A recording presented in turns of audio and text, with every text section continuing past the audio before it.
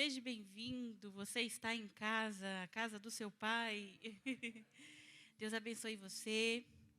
E hoje eu tenho a honra, a alegria, o privilégio de compartilhar uma palavra tão poderosa que eu tenho certeza que vai entrar no seu coração e na sua mente de uma forma muito poderosa.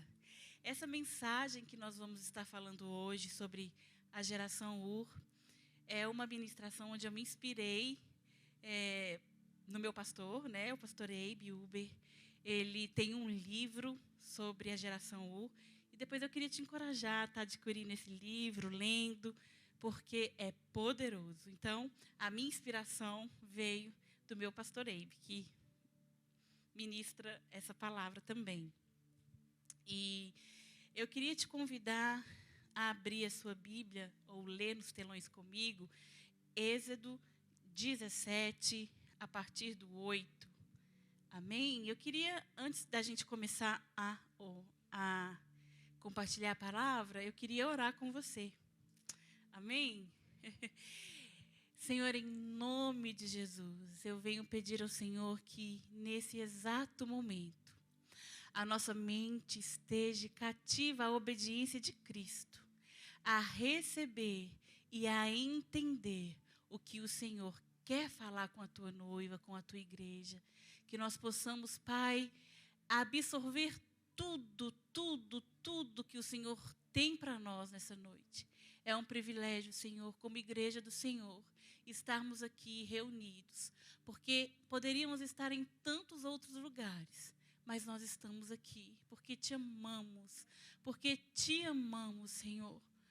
Aleluia. Amém. Então veio Amaleque e pelejou contra Israel em Refidim. Com isso, ordenou Moisés a Josué: escolhe-nos homens e sai a peleja contra Amaleque. Amanhã estarei eu no cimo do outeiro e o bordão de Deus estará na minha mão. Fez Josué como Moisés lhe dissera e pelejou contra Amaleque. Moisés, porém, Arão e Ur subiram ao cimo do outeiro. Quando Moisés levantava a mão, Israel prevalecia. Quando, porém, ele baixava a mão, prevalecia Amaleque.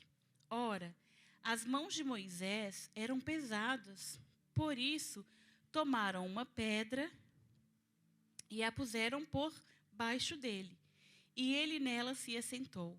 Arão e Ur sustentavam-lhes as mãos, um de um lado e o outro do outro. Assim lhe ficaram as mãos firmes até o pôr do sol. E Josué desbaratou a Amaleque e a seu povo a fios de espada. Então disse o Senhor a Moisés: escreve isto para a memória num livro e repete-o a Josué, porque eu hei de riscar totalmente a memória de Amaleque debaixo do céu. E Moisés edificou um altar e lhe chamou: o Senhor é a minha bandeira. E disse: porquanto o Senhor jurou, haverá guerra do Senhor contra Amaleque, de geração em geração. Aleluia. Glória a Deus. É linda essa parte quando eles falam, né? O Senhor é a minha bandeira. Lindo. E esse texto, então, ele nos conta a história de uma grande guerra. Os amalequitas eram um povo muito perverso, era um povo maligno, era um povo cruel. Eles eram como os piratas do deserto, aquele povo que atacava, que fazia maldade. E eles tinham uma forma de atacar que era uma forma muito horrível e muito feia. Eles atacavam por detrás. Eles pegavam todas as pessoas que eram frágeis. As mulheres, as crianças, as pessoas talvez que tinham algum problema físico, os idosos. E eles então atacavam, matavam esse povo e depois eles expunham os corpos à praça pública. E aí a ira do Senhor veio e o Senhor falou: nós vamos derrotar os amalequitas. E aí ele chama Josué né, o grande Josué, e fala com Josué assim: olha, Josué, você vai ficar lá embaixo, você vai comandar o exército, você vai lutar, e eu vou subir o monte.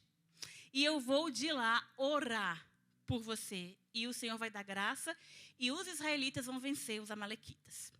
E assim foi feito. Moisés, então, sobe ao monte, ergue as suas mãos e começa a orar.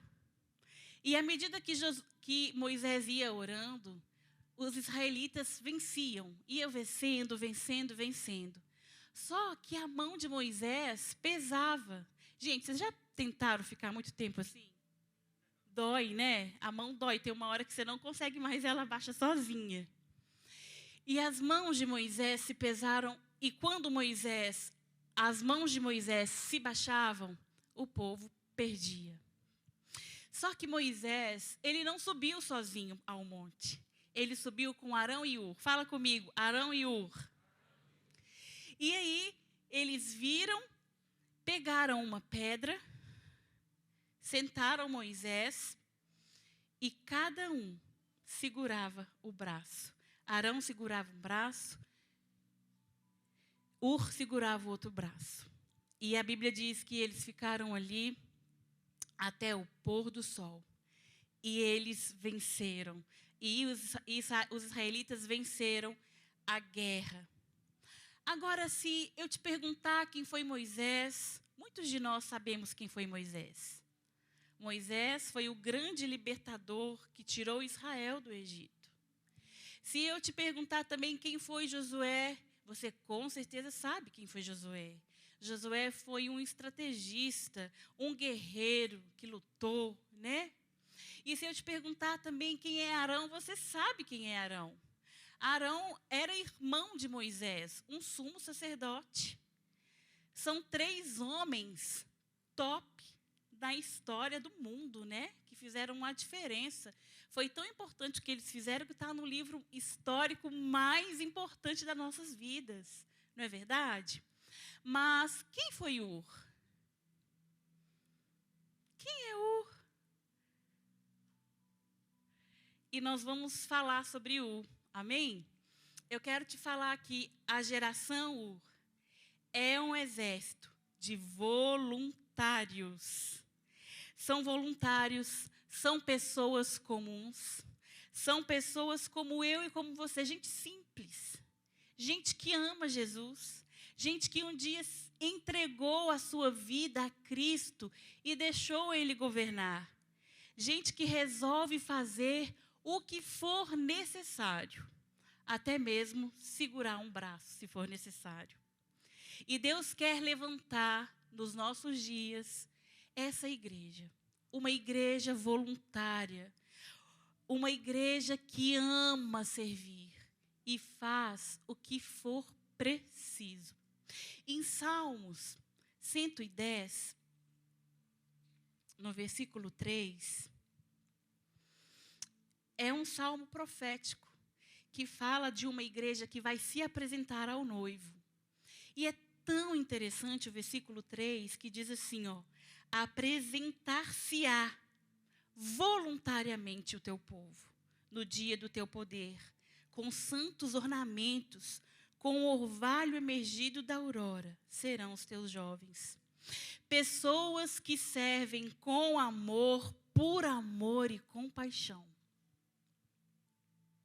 Essa geração que Deus quer levantar é uma geração de voluntários.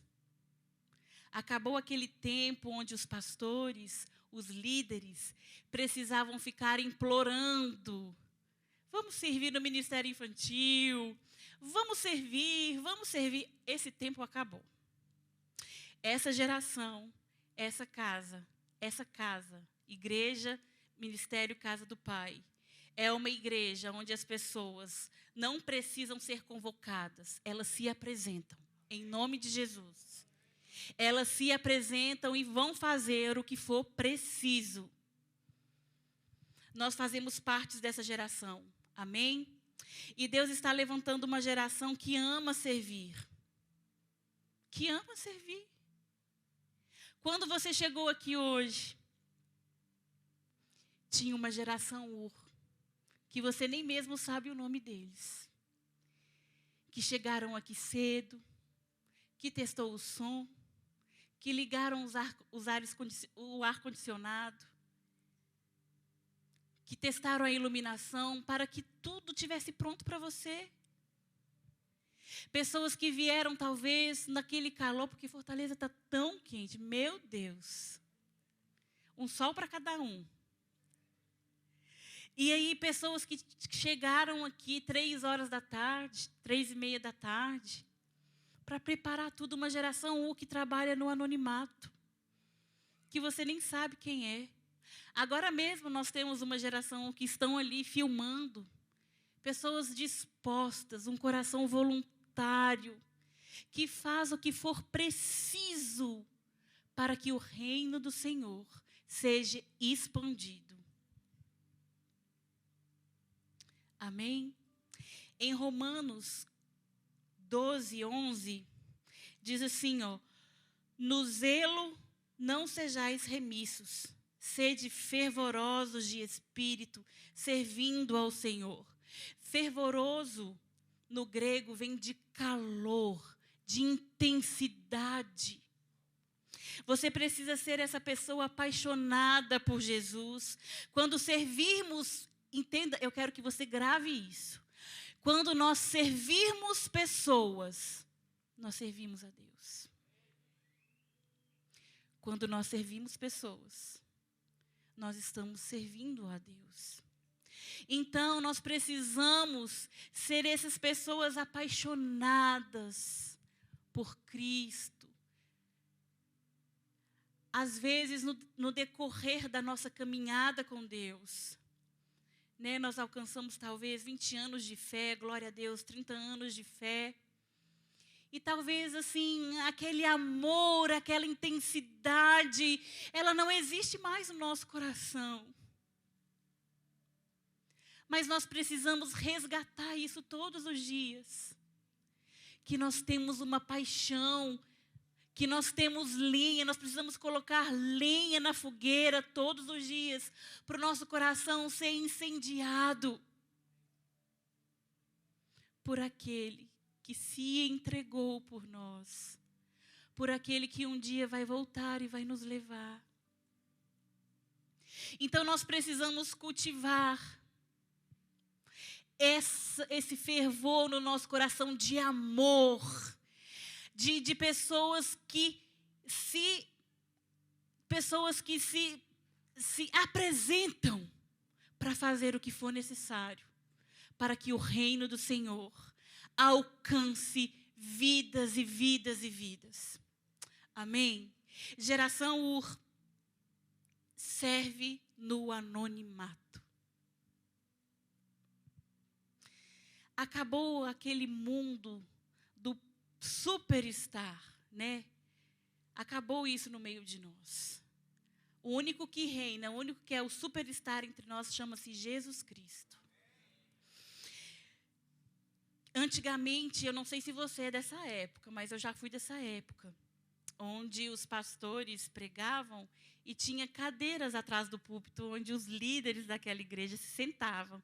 Tem alguém aqui dessa época? Ah, glória a Deus, é só eu não. Tem gente velha aí também, né? Nada contra sentar atrás, nada contra, irmãos. Mas antigamente, infelizmente, só podia servir quem tinha título. Quem era que exercesse algum título na igreja. E isso acabou no nosso meio, em nome de Jesus. A geração 1 era uma geração de anônimos. Eu quero te falar que você não precisa ser conhecido aqui na terra. Você precisa ser conhecido no céu e procurado no inferno. O inferno tem que ficar te procurando. Cadê? Cadê? Igual aquele pica-pau. Você lembra do pica-pau que tinha aqueles folhetinhos de procurado que, né? Então nós temos que ser procurados no inferno e conhecidos no céu. Amém? Você precisa, em nome de Jesus, atrair e querer atrair o olhar celestial. atrair, Senhor, eu estou servindo aqui, mas eu não quero ser visto, eu quero ser visto, eu quero ser reconhecido, eu quero ter fama, eu quero... Lá no céu aqui, gente, isso aqui passa. E passa muito rápido. Eu imagino que talvez naquela guerra eles desceram, Moisés desceu, o povo que estava lá lutando deve que... Parabéns, Josué, obrigado, Josué, né? Muito obrigado, Josué, você foi demais. E aí Moisés desceu e também as pessoas abraçaram Moisés, elogiaram Arão. Mas e Ur? Mas sabe de uma coisa? Eu tenho certeza que no coração de Ur, ele tinha uma certeza. Eu posso não estar sendo elogiado aqui no meio do povo, mas no reino celestial, no reino dos céus, eu fiz parte disso. E o meu Deus viu. Nós precisamos parar de querer atrair olhares humanos, de querer muitas vezes mostrar o que fazemos. Nós somos tendenciosos a isso, a querer mostrar o que a gente faz, a querer mostrar o quanto tempo a gente ora, a querer contar para todo mundo que nós ofertamos na vida do outro. Nós somos tendenciosos a isso, mas eu quero te falar uma coisa: nada disso tem valor. Um elogio de alguém não pode fazer nada por você. O que realmente faz a diferença nas nossas vidas é Ele. Ele que pode fazer algo por você e por mim. Ninguém mais. E o sucesso daquela batalha veio. Os amalequitas morreram. E os israelitas venceram.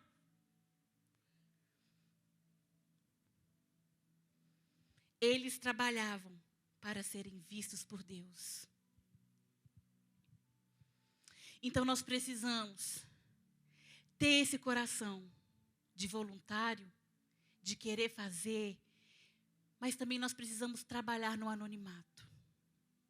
Saber que nós não precisamos ser reconhecidos por ninguém. Porque a pessoa principal que precisa ver qualquer coisa, ela já vê tudo que você faz. 24 horas por dia, os olhos dele estão sobre a terra, estão sobre você. E é isso que importa. A geração Ur é leal aos seus líderes. Vamos ler Êxodo 24, do 12 a 18. Eu quero dizer para vocês que a primeira vez que nós lemos a história de Ur na Bíblia foi esse que eu acabei de ler, em Êxodo, né, 17 da história que eu acabei de contar. E essa é a segunda vez que ele aparece. E ele não aparece mais. Então disse o Senhor a Moisés: sobe a mim ao monte e fica lá. Dar-te-ei tábuas de pedra e a lei, e os mandamentos que escrevi para os ensinares. Levantou-se Moisés com Josué, seu servidor, e subindo Moisés ao monte de Deus, disse aos anciãos: esperai-nos aqui, até que voltemos a vós outros. Eis que Arão e Ur ficam convosco. Quem tiver alguma questão, se chegará a eles. Tendo Moisés subido, uma nuvem cobriu o monte. E a glória do Senhor pousou sobre o monte Sinai. E a nuvem o cobriu por 6 dias. Ao 7º dia, do meio da nuvem, chamou o Senhor a Moisés. O aspecto da glória do Senhor era como um fogo consumidor no cimo do monte, aos olhos dos filhos de Israel. E Moisés, entrando pelo meio da nuvem, subiu ao monte e lá permaneceu 40 dias e 40 noites. Essa é a segunda vez que Ur ele é mencionado na Bíblia, né? E é tão interessante que aqui, quando ele aparece, a gente está vendo a história de que ele estava o quê? Segurando um braço. O braço de Moisés. Mas aqui nós podemos ver que ele está sendo juiz de um povo. Moisés, ele sobe para receber da parte de Deus os 10 mandamentos e deixa Ur e Arão para ser um juiz daquelas pessoas que estavam lá. Então, se acontecesse qualquer coisa, aquelas pessoas iriam até Ur e Arão. E aqui existe um princípio tão poderoso, de Lucas 16:10. Eu vou ler junto com você. Quem é fiel no pouco, também é fiel no muito. E quem é injusto no pouco, também é injusto no muito. Quando você é fiel no pouco, Deus te coloca sobre o muito. Tem muitos aí querendo liderar, querendo chefiar. Tem muitos talvez que acham assim, mas porque eu que deveria estar ali pregando. Eu que deveria pregar nos sábados dos cultos. Mas eu quero te falar uma coisa, se você não souber segurar braço, você não vai chegar lá. Se você não for fiel nas pequenas coisas, naquilo que você tem hoje, você não vai ser fiel no muito.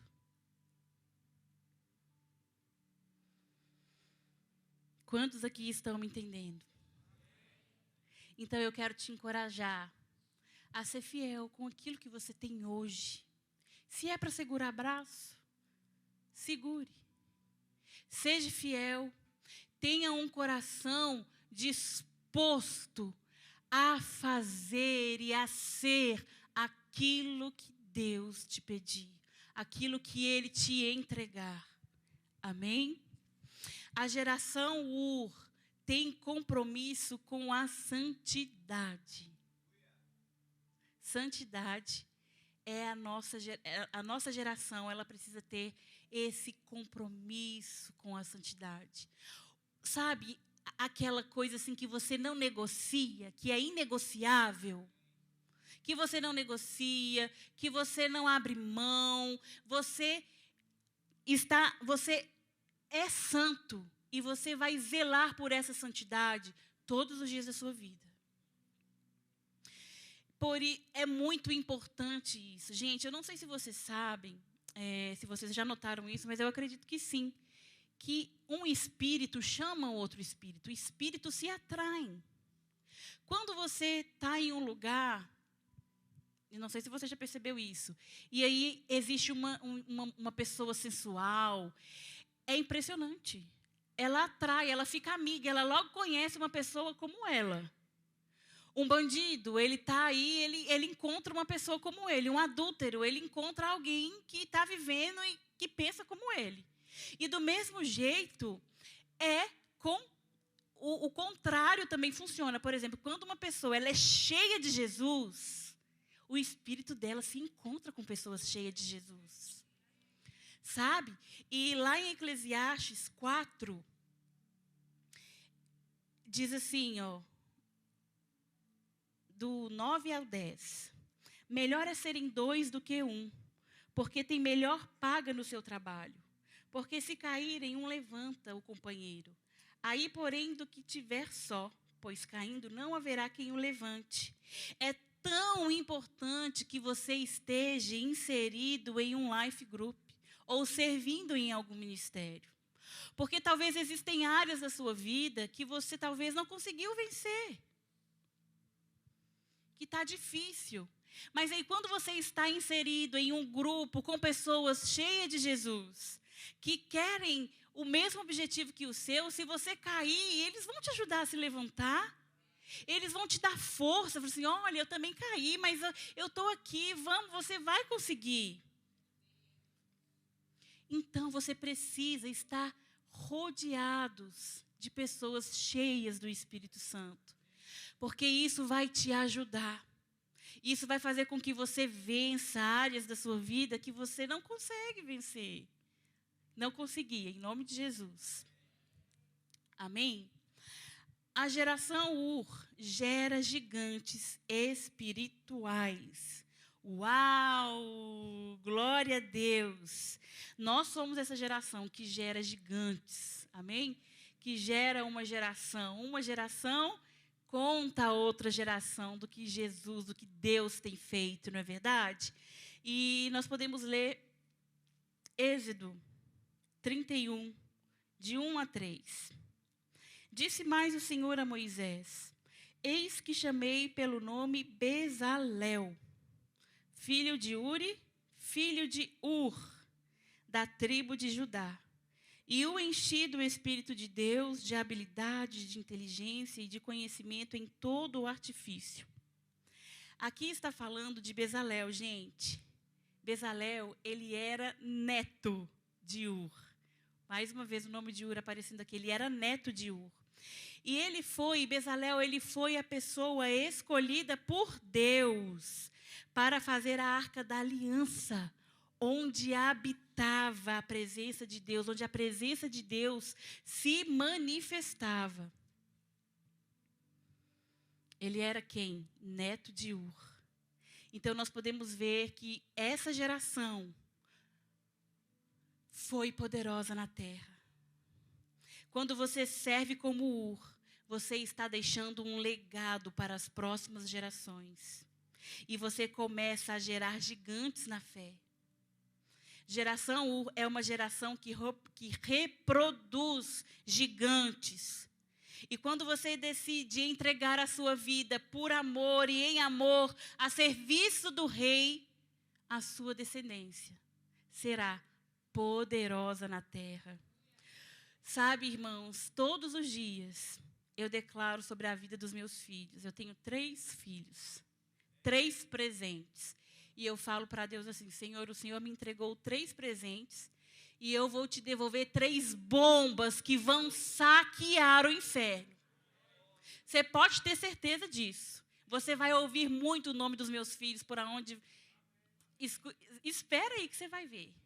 Porque eles serão uma geração cheias de Deus. Todos os dias eu declaro sobre a vida deles que eles farão obras, que eles farão coisas maiores, que eles chegarão a lugares muito maiores do que eu e do que o pai deles chegaram. Muito.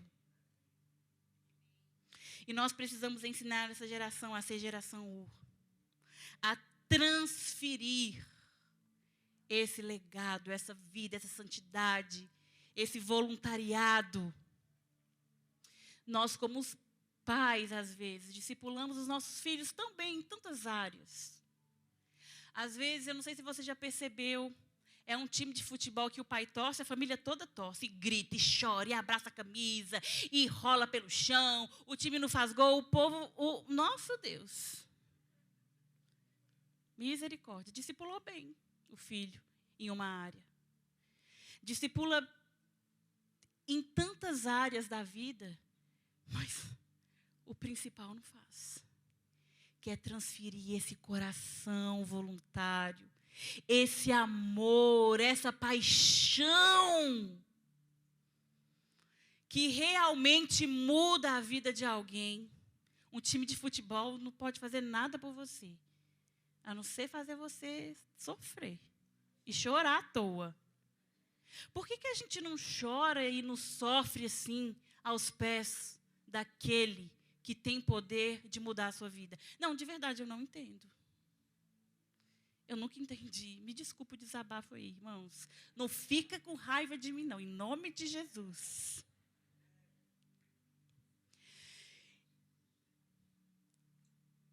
E eu vou trabalhar enquanto eu tiver vida nessa terra, para que os meus filhos sejam muito maior do que eu fui. E eu estou aqui, irmãos, por fruto de uma geração Ur, sabia? Na minha família, não tem nenhum pastor. Eu sou a primeira pastora da minha família. E isso não tinha lógica, talvez. Não tinha lógica? Você acha que isso não tinha lógica? Tinha sim, viu? Uma geração Ur investiu em mim. E eu, irmãos, me converti muito nova. Eu não me converti na Igreja Nazarena ou a Igreja da Paz, que é a mesma coisa. Eu fui para lá quando eu conheci o meu marido. Ele foi meu único namorado, Glória, e eu tenho orgulho de falar isso. Eu nunca me relacionei com nenhuma outra pessoa que não fosse meu marido. Só que eu vim de uma outra denominação. E lá nessa igreja, no bairro, lá em Belo Horizonte, onde eu morava, o meu pai tinha alguns comércios e ele alugou para uma igreja. E eu fiquei muito assim, eu tinha 10 anos, irmãos.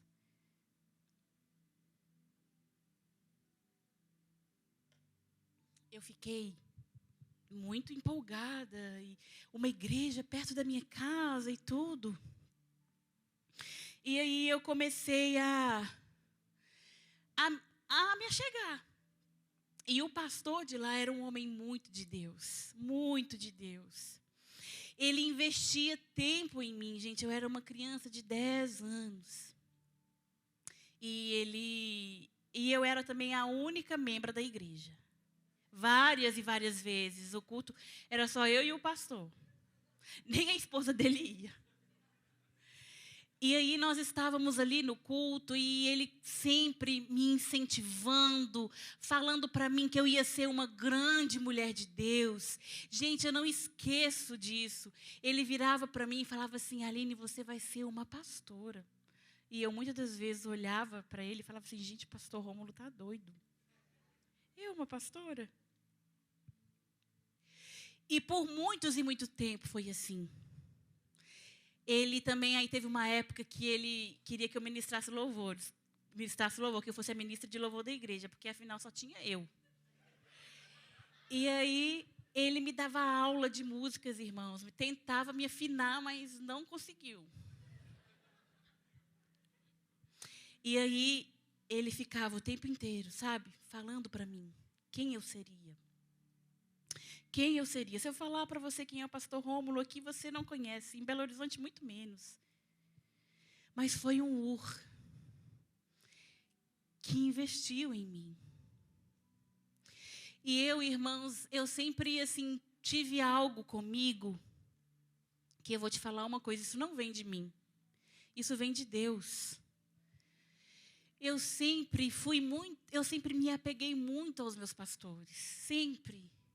Eu sempre, assim, quis estar perto, quis servir do que eu podia fazer. Porque eu sempre tive esse entendimento que uma liderança é a boca de Deus. E eu queria ficar perto da boca de Deus. E eu lembro, irmãos, que, assim, várias e várias vezes eu estava lá na igreja lavando cadeira. 50 cadeiras, aquelas cadeiras que a gente tinha antigamente, que tinha aqui na igreja. E eu estava lavando cadeira, adorava lavar cadeira. E tantas vezes, as minhas amigas de escola, o pessoal da escola passava, me via fazendo daquilo e eu virei chacota. Aline, por que você está lavando cadeira? Vamos para o shopping. Mas sabe de uma coisa? Eu não estava nem aí. O que eu queria era servir no que precisava. E naquele momento, o que era preciso eu fazer era cuidar da igreja. E eu limpava, irmãos, com alegria. Eu estou te contando isso porque o meu coração era alegre. Tantas e tantas e tantas vezes eu organizava sozinha a Santa Ceia da igreja. Cortava o pão. Tinha lavado a igreja de manhã, lavava as cadeiras, era toda primeira quarta-feira do mês, eu lavava, dava uma faxina. Eu lembro que o chão era de ardósia, vocês sabem o que é ardósia, né? E eu passava cera, sabe, deixava aquela coisa tão cheirosa, tão limpa, tão cheirosa, porque eu estava fazendo para o Senhor. Gente, eu nunca almejei pregar, nunca almejei um microfone, nunca. Talvez seja por isso que o Senhor me levou a esse lugar. E eu lembro que eu fazia de todo o coração. O pastor falava comigo: Aline, você pode ministrar louvor? Posso, pastor. Aline, posso, eu posso. Eu era fiel. em uma área que talvez muitos não iam querer fazer. Como eu disse, eu era chacota na escola. As minhas amigas não queriam ficar perto de mim mais. Porque eu era crente, a serviçal da igreja.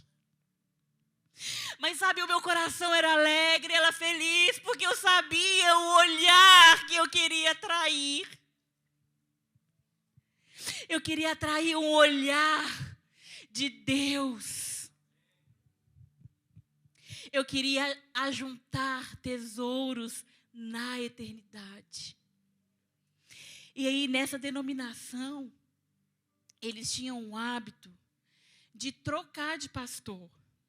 Eles não queriam que o pastor se apegasse à ovelha.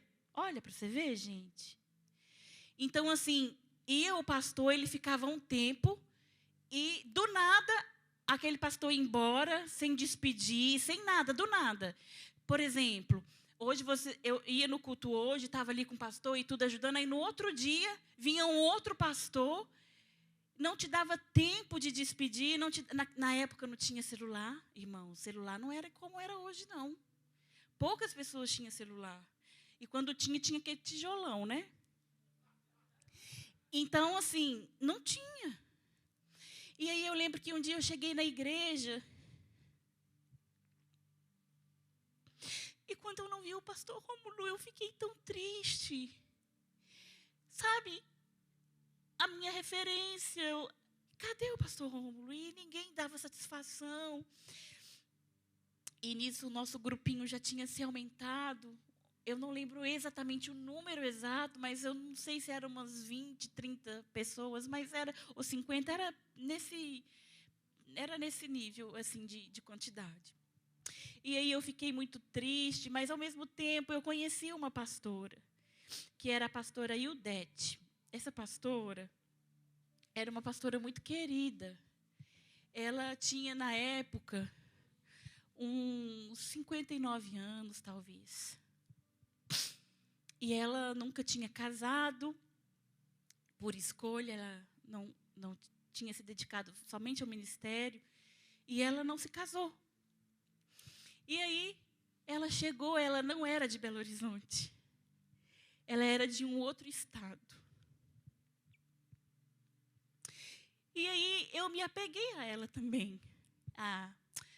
Eu sempre eu falava assim, mas se o pastor Rômulo foi embora e Deus colocou a pastora Ildete, eu vou amar ela, vou servir ela, e assim foi. Eu lembro que várias e várias vezes eu pedia a minha mãe para ela almoçar na nossa casa, porque ela não tinha família. Eu pedia a minha mãe para deixar eu voltar para casa com ela depois do culto, para ser uma companhia. Eu lembro que várias e várias vezes eu ficava com ela no ponto de ônibus, até o ônibus chegar, para ela não ficar sozinha. E mal sabia eu que alguns anos depois eu iria estar na situação dela, de estar em um estado diferente, de não ter família perto.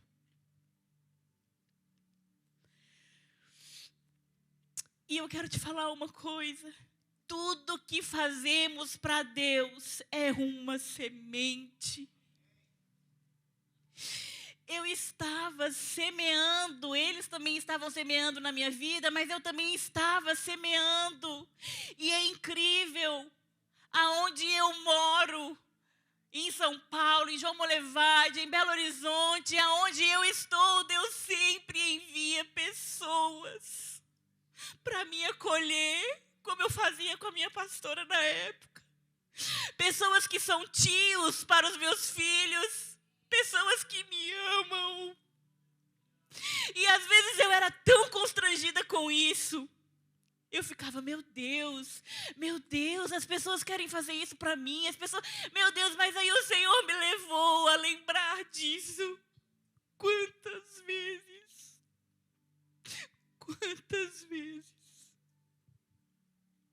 você fez isso, você fez aquilo.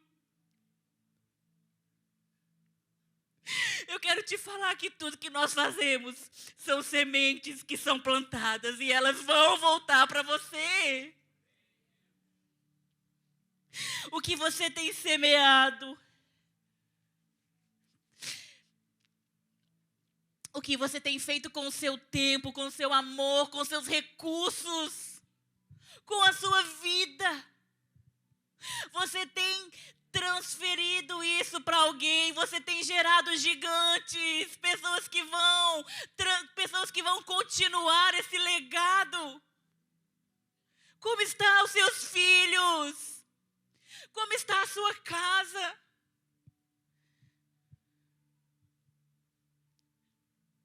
Geração Ur gera gigantes espirituais.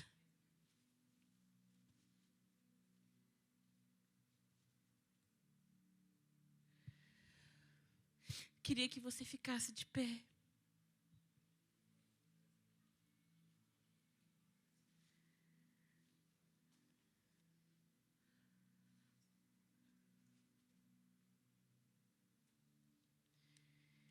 E nós vamos pedir ao Senhor que nos transforme.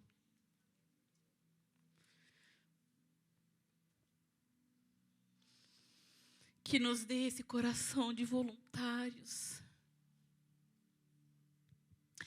Pessoas que servem no que for preciso. Seja mesmo segurar um braço do nosso líder. Uma geração que serve no anonimato. Que não precisa de reconhecimentos humanos. Mas o único reconhecimento que nós precisamos é dele, do nosso Pai. Do nosso Deus que vê tudo. Pedimos ao Senhor que nos dê essa lealdade a nossos líderes. Que nós possamos usar a nossa boca, Senhor, para propagar o reino da luz. Não queremos emprestar a nossa boca, Senhor, para propagar o reino das trevas. Mas nós queremos ser instrumentos de fidelidade, onde as pessoas possam nos olhar e dizer: ali tem uma mulher, um homem fiel. Uma geração, Senhor, que tem um compromisso com a santidade, que não negocia valores, que luta pela santidade, custe o que custar. Se isso for a perda de um emprego, se isso for a perda de qualquer coisa,